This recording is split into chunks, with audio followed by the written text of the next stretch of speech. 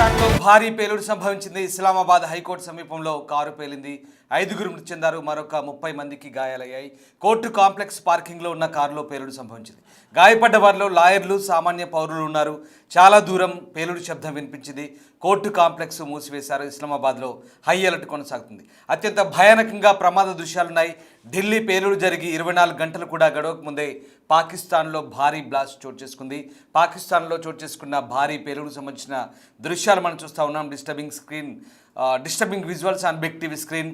పాకిస్తాన్లోని ఇస్లామాబాద్ హైకోర్టు సమీపంలో చోటు చేసుకున్న భారీ పేలుడుకు సంబంధించిన దృశ్యాలు చూస్తున్నాం. ఇస్లామాబాద్ జిల్లా కోర్టు వెలుపల కారు పేలి 5గురు మృతి చెందారు. వాహనం లోపల గ్యాస్ సిలిండర్ పేలుండొచ్చని స్థానిక మీడియా నివేదికలు చెప్తున్నాయి. అయితే పోలీసులు దానిపై ఇప్పటివరకు ఎలాంటి వ్యాఖ్యలు చేయలేదు.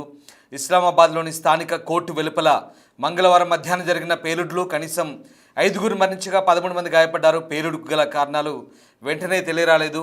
వాహనం లోపల గ్యాస్ సిలిండర్ పేలుండొచ్చని స్థానిక మీడియా నివేదికలు అయితే చెప్తున్నాయి. అయితే పేలుడు జరిగిన కోర్టు ప్రాంగణం సాధారణంగా విచారణలకు హాజరయ్యేందుకు వచ్చే సందర్శకులతో సందడిగా ఉంటుందని తెలుస్తోంది. ఇక మరోవైపు ఆఫ్ఘన్కు సరిహద్దు సమీపంలోని ఖైబర్ పఖ్తుంఖ్వాలో వానా నగరంలోని ఆర్మీ ఆధ్వర్యంలోని కళాశాలలోని క్యాడెట్లను బందీలుగా తీసుకెళ్లేందుకు ఉగ్రవాదులు చేసిన ప్రయత్నాన్ని పాకిస్తాన్ దళాలు విఫలం చేసిన తర్వాత ఒకరోజు తర్వాత ఇస్లామాబాద్లో ఈ పేలుడు సంభవించింది. ఒక ఆత్మాహుతి కారు బాంబర్, మరొక 5గురు పాకిస్తానీ తాలిబాన్ ఉగ్రవాదులు రాత్రిపూట ఈ సదుపాయాన్ని లక్ష్యంగా చేసుకొని దాడి చేశారు. ఇక మరోవైపు ఈ క్యాడెట్ల విడిపించేందుకు బందీలుగా తీసుకుపోయిన క్యాడెట్లను విడిపించేందుకు పాకిస్తాన్ దళాలు ఉగ్రవాదులతో ఫైట్ చేసినట్టే తర్వాత ఇది జరగడం.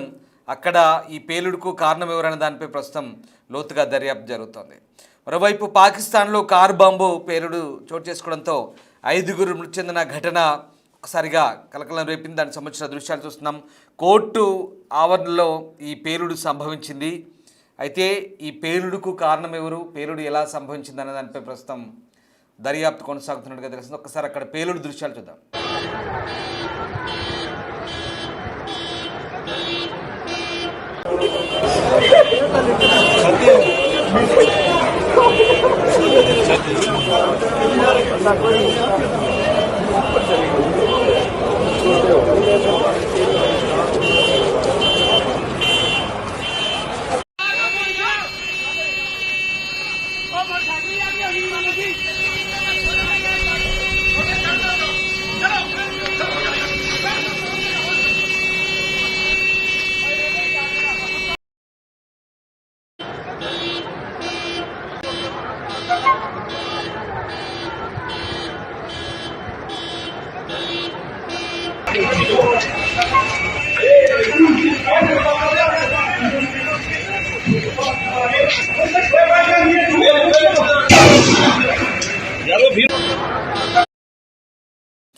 ఢిల్లీలోని ఎర్రకోట సమీపంలో చోటు చేసుకున్న భారీ పేలుడు తర్వాత మంగళవారం పాకిస్తాన్ రాజధాని ఇస్లామాబాద్లో మరొక ఘోర ఘటన చోటు చేసుకుంది. ఇస్లామాబాద్ కోర్టు కాంప్లెక్స్ సమీపంలో కారు పేలుడు సంభవించి 5గురు మృతి చెందారు. మరొక 25 మంది వరకు గాయపడ్డారు.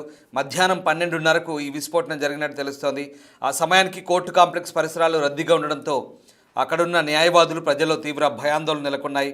స్థానిక పోలీసులు, రక్షణ సిబ్బంది ఘటనా స్థలానికి చేరుకొని గాయపడ్డ వారిని ఆసుపత్రి తరలించారు. ఘటనకు సంబంధించిన దర్యాప్తు ప్రారంభమైందని అధికారులు చెప్తున్నారు. ఇక నిన్న ఢిల్లీలో జరిగిన పేలుడు సంబంధించి ఇప్పటికే పాకిస్తాన్ ఉగ్రమూలాలన్నట్టుగా కొన్ని ఆధారాలు దొరుకుతున్నాయి. ఢిల్లీలో జరిగిన పేలుడు దరిమిలా భారత్ నుంచి ప్రతీకార దాడులుంటాయనే అనుమానం, భయంతో పాకిస్తాన్ వణికిపోతుంది. ఈ నేపథ్యంలోనే పాకిస్తాన్ వైమానిక దళం రాజస్థాన్ సరిహద్దుల్లో వైమానిక దళ గస్తీని ప్రారంభించినట్టుగా కొన్ని వార్తా కథనాలు కూడా వస్తున్నాయి. పాకిస్తాన్లోని త్రివిధ దళాధిపతులు అత్యవసర సమావేశం నిర్వహించినట్టుగా కూడా తెలుస్తుంది. ప్రధాని షబాజ్ షరీఫ్ కూడా సోమవారం రాత్రి పొద్దుపోయే వరకు ఇక అధికారులతో సమావేశం నిర్వహించినట్టుగా తెలుస్తోంది. ఎర్రకోట వెలుపల జరిగిన కారు బాంబు పేలుడు తర్వాత పాకిస్తాన్ పూర్తిగా అప్రమత్తమైంది.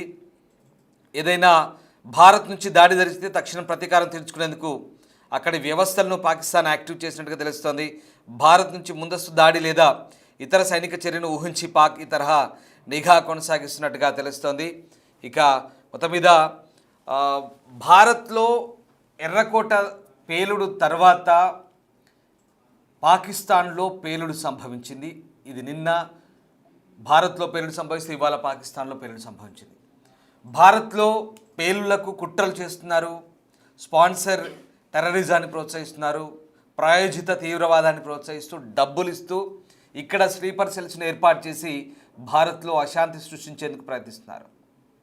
మీరు చేస్తున్న ప్రయత్నాలకు మీకు తలదన్నే విధంగా మీకు కూడా డ్యామేజ్ జరుగుతున్న పరిస్థితులు కనబడుతున్నాయి.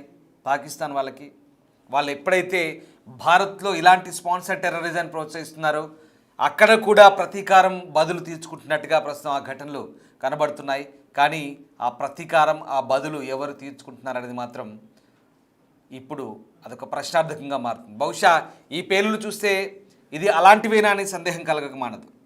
మనం దీన్ని క్లెయిమ్ చేయలేం, కానీ ఇవి అలాంటివేనా అనే సందేహం కలగక మానదు. ఎందుకంటే పాకిస్తాన్ కనుక ఖచ్చితంగా అలాంటి చర్యలకు పూనుకుంటే ఇక పాకిస్తాన్కు బుద్ధి చెప్పే పనిలో అలాంటి ప్రతీకార దాడులు తప్పవనే సంకేతాలా అన్నట్టుగా అనిపిస్తోంది బహుశా ఈ పేలుళ్ళు చూస్తే కనుక.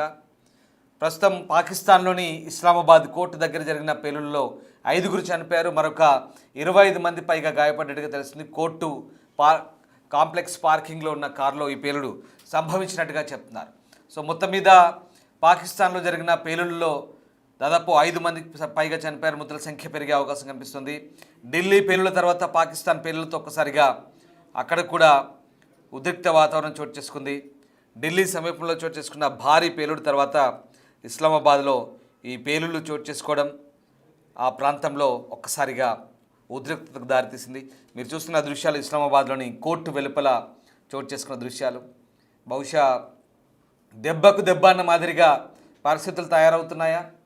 గతంలో పాకిస్తాన్ ముష్కరులు భారత్లో చేస్తున్న అరాచకాలకు, అల్లకల్లోలకు భారత్ సమాధానం ధీటైన రీతిలో ఇవ్వలేక కాస్త శాంతి, సహనం, ఓర్పు వహించేది. కానీ ఇప్పుడు పరిస్థితులు అలా లేవు, దానికి తగ్గట్టుగా దెబ్బకు దెబ్బ అన్నట్టుగా తయారవుతుందా అనే సందేహాలు కూడా కలగక మానదు. ఢిల్లీ పేలుల తర్వాత నెక్స్ట్ డే తర్వాతి రోజే పాకిస్తాన్లో అక్కడ కూడా క్యాపిటల్ సిటీలో పేలుడు సంభవించడం అనేది ఇప్పుడు కొంత ఆలోచించే విధంగా కనిపిస్తుంది, కొంత చర్చకు దారితీస్తుంది.